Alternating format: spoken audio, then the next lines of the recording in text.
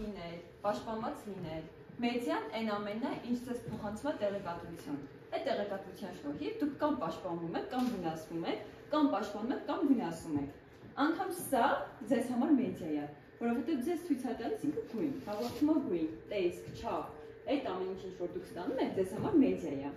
Անգամ երբ որ մենք հենց հիմա որ փոխանակվում ենք, մենք իրագործում ենք մեդիայի փոխանակում։ Ես ձեզ տալիս եմ տեղեկատվություն, դուք ինձ տալիս եք տեղեկատվություն։ Այդ ամեն ինչը մեդիա է, բայց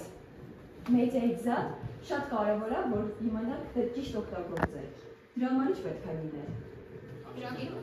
Ապրես, մեդիա գրագետ։ Ինչպես է լինում մեդիա գրագետ, ըստ ձեզ։ Ինչ պետք է անեք, որ դուք լինեք մեդիա գրագետ։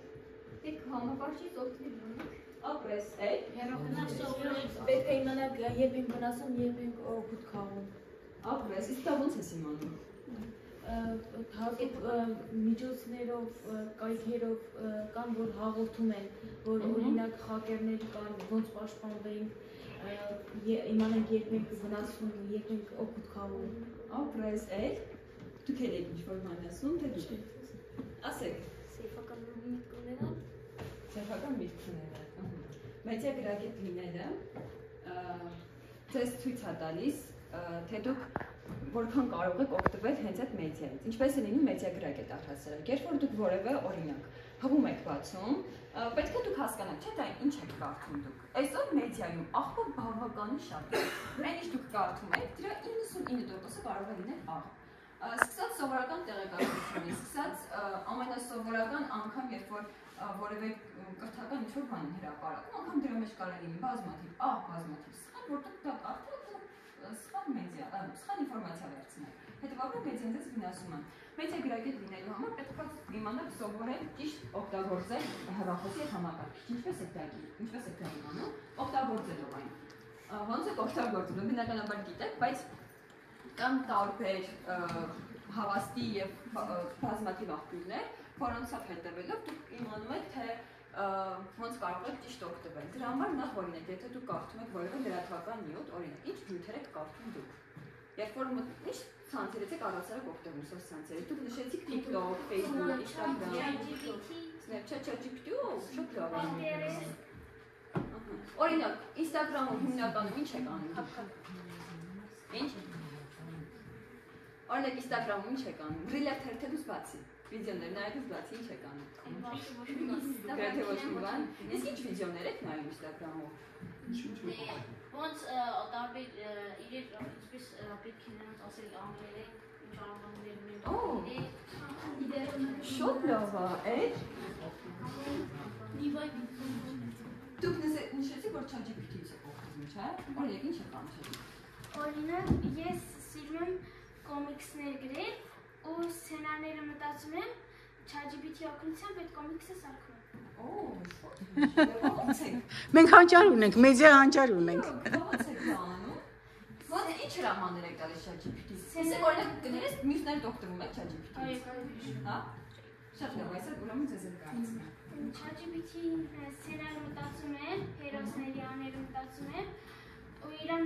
դրվագները բացատրում եմ, ինքն էլ կոմիքսը պատրաստում է ու ինձ ուղարկում է։ Շատ լավ։ Դու ունես այդ բաները։ Մյուս անգամ կբերես, ֆայլերը կբերես։ Հա, փորձեմ։ Հա։ Իսկ մյուսները օրինակ ChatGPT-ով ինչ եք անում։ ChatGPT-ը բայց Ալիսայի հետ խոսում։ Ալիսայի հետ խոսում ես, ինչ ես խոսում Ալիսայի։ Կարո՞ղ է։ Օրինակ դուք ChatGPT, գիտեք իրականում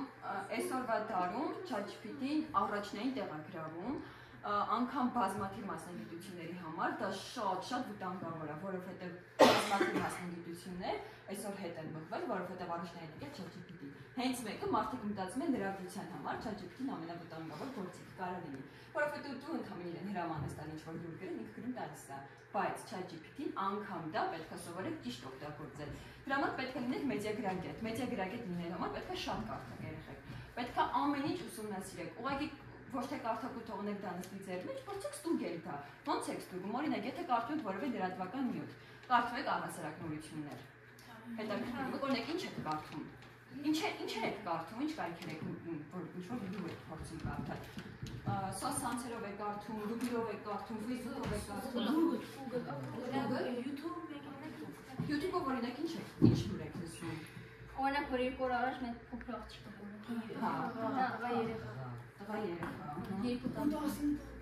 Այդ մյուսը աղջիկը Ուկրաինու էր 14 տարեկան։ Հա, հետո դու լուր չես կարդում։ Լուր չեմ կարդում, բայց տենց ուրի կենսաբանություն համար կապված նյութեր կարդում։ Լուրա դա։ Ամեն օր հայելան։ Զարգացած գիտությունը։ Ես էլի ChatGPT-ից կան բաներ որ հարցնում եմ։ Իսկ ChatGPT-ն քեզ միշտ հստակ 100% ինֆորմացիա է տալիս։ Երբեմն փորձել ես դու գել ChatGPT-ն քեզ ճիշտ ինֆորմացիա տալիս է թե չէ։ Ես մի անգամ երեխոսի փորձել եմ։ Եվ Հարցեցի ես իրեն բարեբություն ասում եք ճիշտ ասես, շատ լավ է։